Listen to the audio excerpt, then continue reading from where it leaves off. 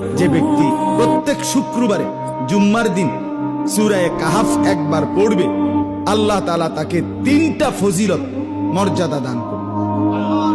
নবীজি সাল্লাল্লাহু আলাইহি সাল্লাম বলছেন, 1 নাম্বার, এই সূরা পুরাটা যে পড়বে শুক্রবার দিন, আল্লাহ তাআলা তার জমিন থেকে মানে তার পায়ের নিচ থেকে 7 আসমান পর্যন্ত তার জন্য পুরাটা জায়গা নূর আলোকিত করে দিবে।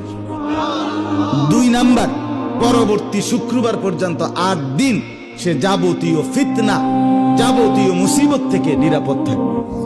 3 নাম্বার, পরবর্তী 8 দিন যদি দাজ্জালও বের হয়, আল্লাহ তাকে দাজ্জালের ফিতনা থেকে রক্ষা করবে। এজন্য যাদের হিম্মত হয়, মহব্বত লাগে, দিল লাগে, তো তারা প্রত্যেকেই চেষ্টা করবেন প্রত্যেক শুক্রবার দিন সূরা কাহাফ তেলাওয়াত করার জন্য। আল্লাহ তাআলা তৌফিক দান করেন।